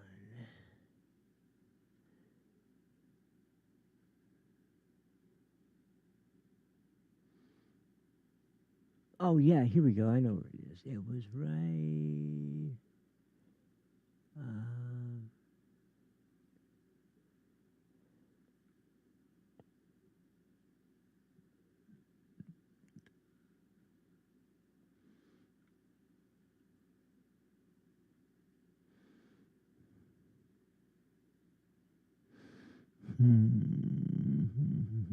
I saw it and now I lost it again. Is it here? Is it here?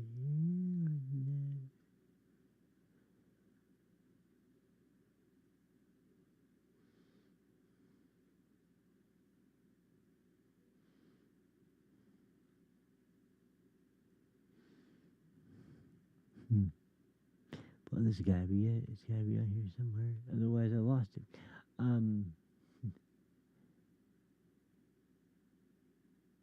Wait. Yes. That's when the remote drones weren't flying. Well, they were, but not as many. Where is he?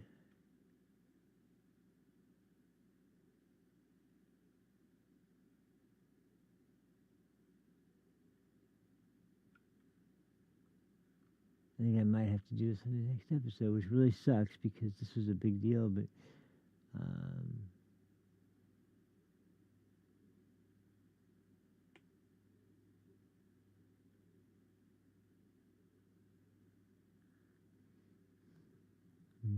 yeah, there we go. Look, where's the damn clip? I just saw it.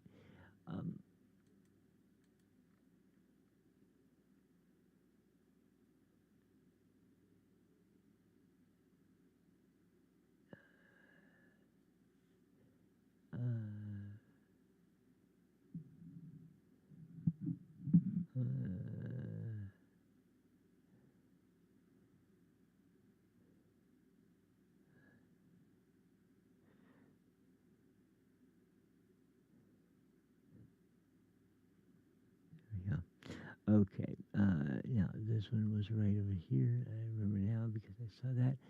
And um,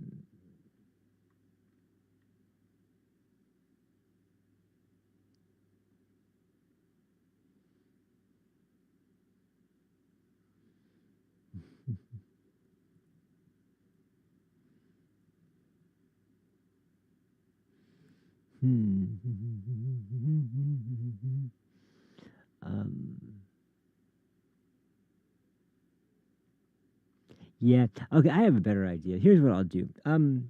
This one's shorter, so we'll end with this one. And then I'll go ahead and cover the more serious ones next time, because I could go on, and I ended up taking too much time on those other ones. But this is a good one to close on because the left, of course, hates this, but I gotta say this is one of the more uplifting stories I've seen so far this year, if not in the last freaking 10 to 12 years, man. Because you guys may have heard Bill Maher got invited to the White House because Kid Rock is friends with him and Trump, and everybody was wondering how's the dinner going to go? How's the dinner going to go? Well, I'll let Bill Maher's own words describe it, but bear in mind, for somebody this is a guy that hated Trump, as much as he would rag on Democrats all the time, he was still a dedicated liberal, and he still believed all the liberal talking points about how evil and terrible Trump was, and just a narcissist, and didn't care about anything but himself. So when I saw this drop, I was just like, oh man, I've got to at least highlight this. This is too good. So I'm sorry, I can't concentrate on the other stuff right now. It's been a long week. It's been screwed up and got all kinds of crazy stuff. I'm glad I covered it as good as I did. But this one is just too much of a bonus, and it's too exciting to see because, like I said, Maher's probably the only guy who's still on the left that I actually have any kind of respect for, because he can call out bullshit. It was hard because he said nothing but bullshit about Trump still. It was weird, but he just couldn't get over the stuff about Trump, and he still had these opinions about him that were rooted in all the talking points. So, but now that he went to Mar-a-Lago, now that he had dinner with Trump, he went to the White House, not to Mar-a-Lago, but now that he's been to the White House, he's had dinner with Trump, let's just say he has a different perspective, and I'll let him tell you the rest of the story. So here's Bill Maher on his dinner with Trump. So, as you know, 12 days ago, I had dinner with President Trump, a dinner that was set up by my friend Kid Rock, because we share a belief that there's got to be something better than hurling insults from 3,000 miles away. And let me first say that to all the people who treated this like it was some kind of summit meeting, you're ridiculous. Like I was going to sign a treaty or something. I have no power. I'm a fucking comedian, and he's the most powerful leader in the world. I'm not the leader of anything, except maybe a contingent of centrist-minded people who think there's got to be a better way of running this country than hating each other every minute. So, thank you.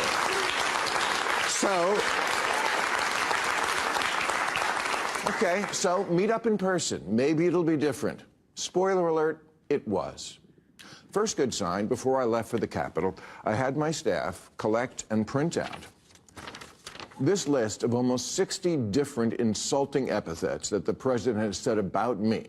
Things like stupid, dummy, lowlife dummy, sleazebag, sick, sad, stone cold crazy. Really a dumb guy, fired like a dog, his show is dead.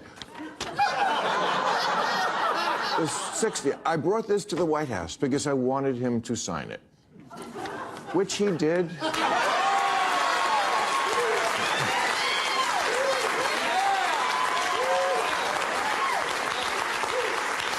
Which he did with good humor. And I know as I say that, millions of liberal sphincters just tightened. Oh my God, Bill, are you going to say something nice about him? What I'm going to do is report exactly what happened. You decide what you think about it. And if that's not enough pure Trump hate for you, I don't give a... And he gave me a bunch of hats, but he didn't ask me to take a picture in one, which I appreciated. The guy I met is not the person who the night before the dinner a bunch of nasty crap about how he thought this dinner was a bad idea and what a deranged asshole I was.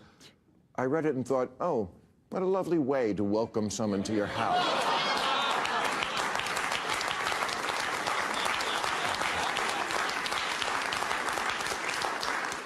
But when I got there, that guy wasn't living there. Now, does Trump want respect? Of course, who doesn't? My friend said to me, what are you going to wear to the White House? I said, I don't know, but I'm not going to dress like Zelensky, I'll tell you that. Okay. Just for starters, he laughs. I'd never seen him laugh in public, but he does, including at himself. And it's not fake. Believe me, as a comedian of 40 years, I know a fake laugh when I hear it. And I thank you for them. At one point, we were walking through his amazing tour of the whole house. And I don't remember exactly what we were talking about, but it must have been something with the 2020 election, because I know he used the word lost. And I distinctly remember saying, wow, I never thought I'd hear you say that. He didn't get mad. He's much more self-aware than he lets on in public. Look, I get it.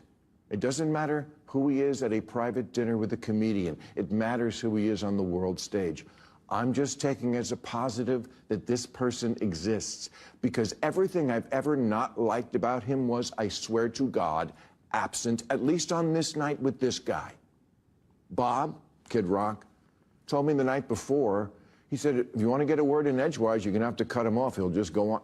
Not at all. I've had so many conversations with prominent people who are much less connected, people who don't look you in the eye, people who don't really listen because they just want to get to their next thing, people whose response to things you say just doesn't track, like, what? None of that with him. And he mostly steered the conversation to, what do you think about this? I know, your mind is blown, so's mine. I never felt I had to walk on eggshells around him. And honestly, I voted for Clinton and Obama, but I would never feel comfortable talking to them the way I was able to talk with Donald Trump. That's just how it went down. Make of it what you will. Me, I feel it's emblematic of why the Democrats are so unpopular these days. He was even okay when I checked him on the orangutan lawsuit. He was.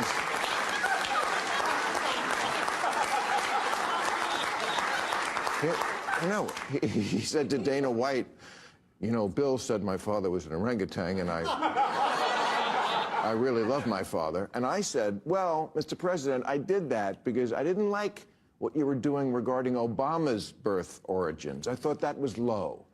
Again, no anger, just a little smile, as if to say, yeah, I get it. The most surreal part of the whole night was when I got home. I flew back right after the dinner, and I'm in bed watching 60 Minutes from the night before. And there's Trump in one of their stories, standing at a podium in a room that looked to me like one of the rooms and places we'd just been in.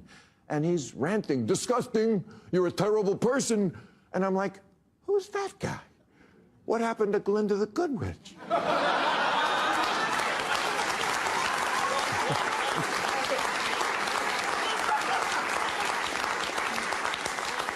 And why can't we get the guy I met to be the public guy? And I'm not saying it's our responsibility to do that. It's not. I'm just reporting exactly what I saw over 2.5 hours. I went into the mine, and that's what's down there. A crazy person doesn't live in the White House. A person who plays a crazy person on TV a lot lives there, which I know is fucked up. It's just not as fucked up as I thought it was.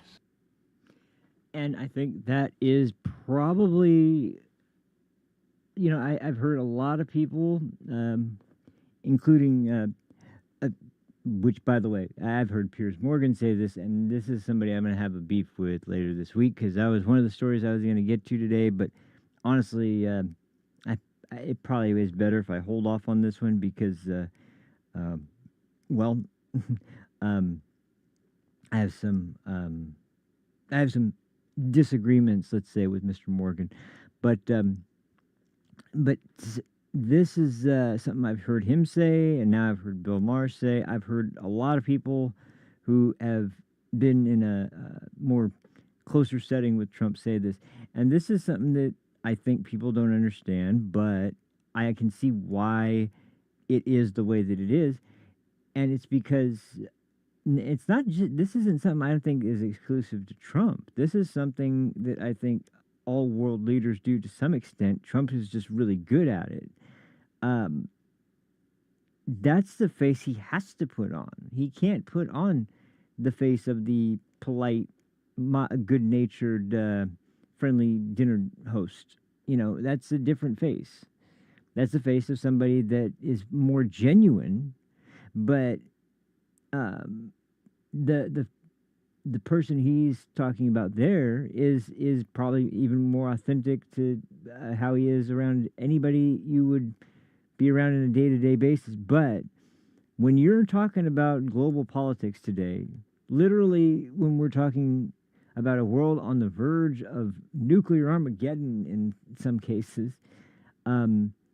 you can't just be Mr. Polite. You can't be Mr. Can't we get along? You have to be willing to show that you're in charge, and you're not letting anybody hurt the people that are that you represent, and that you're there to safeguard and protect, and to make sure that you're looking after their best interests. You can't play the nice guy. You have to put on the face that, like he said, the guy that is the one that appears in public. That's got to be different, because the sharks that smell blood in the water, like the mainstream media or other foreign leaders, they're all going to be looking for weakness as soon as they see it, and as soon as they see it, they're going to all attack. And you can't, I mean, you want a case study? Look at Biden. I mean, it's pretty obvious that's the way that the rest of the very very aggressive foreign community, and even honestly local news media and modern day influencers would totally react and make a highlight reel out of, and never freaking report on anything else. So it's not all that surprising to me. It's not surprising to me either that people would get that impression that Trump is not like that, because he does it so well. And that's why the guy commands respect. That's why when you put tariffs up and you're Trump, countries are coming within a day to negotiate a different policy. And it's what people voted for, because they know what desperate times call for desperate measures. And there's nobody that you'd rather have, in my opinion, I can say, it's just speaking for myself and probably millions of other Americans, that there's nobody I'd rather have on a bad day taking care of this country than Donald Trump. On a good day too, but on a bad day, definitely nobody other than Donald Trump. Because there's nobody that's has a proven track record of being able to handle it with more effective and meaningful policies than Trump is able to come up with, that can turn the worst of situations into potentially the best looking future that we could have. And we're not quite there yet in this presidency, obviously. It drives me nuts how it's only been less than 3 months, and there's already people who are like, why aren't prices down? Well, if you're paying any attention, you notice the price of eggs, the price of, I was floored when I saw that gas in this state was down about $1 already. I hadn't seen that since before Biden. But yeah, it's just when you finally can hear someone say it, and it's somebody with the profile of Bill Maher and somebody with the audience of Bill Maher, you wouldn't get that out of any other left wing anything than Bill Maher. But at the same time, it's refreshing, and it doesn't really even matter, because those people are the kind of people you wouldn't convince ever anyway. But So I'm glad he went. I'm glad that's what we heard. But yeah, it's not going to change anyone else's opinion, I'm sure. But it doesn't need to. It just I think is good there, good as a way to reassure the people that voted for him that yeah, this is the same guy he always was. He's a guy who cares about people. He's a guy who cares about the country a lot, and he's got the ability to do something about it. And not a lot of people do, but he does. So, anyway, I'm super sorry about today. It turned out all right, but man, I wanted to cover so much, I got too confused in the middle. And to be honest, I'll just be real right now, and I'm really sorry. I'm trying not to let it get to me, but there's a lot going on, and I don't want the show to end, and I have to keep trying to slog it out. I'm sorry, I have no energy, and I got no freaking clue. I'm so disorganized. I got nothing in order. Everything's all mangled up and messed up. So I'm really trying to make sure that I can do the best I can whenever I can do a stream, and I don't want to make it. I don't want to make them shitty, but and it's really I just things need to turn around soon, hopefully. But until then, I'll be here as much as I can. Tomorrow's Sunday. I'm not even going to try to do an episode tomorrow, but I will try my best to be back by Monday, because the other two subjects I was going to cover tonight, hopefully I can cover those tomorrow, or those on Monday. But until then, thank you guys so much for watching. I'll catch you guys on the next one. Until then, take care of yourselves, and I'll see you then. Peace out. Yeah, I can't read it. There's no words on it. Okay. Sure. There's no words there. To play us out. What does that mean? To play us out. What is? For credits. I don't know what that means. To play us out. What does that mean? To end the show? Yeah. All right, go.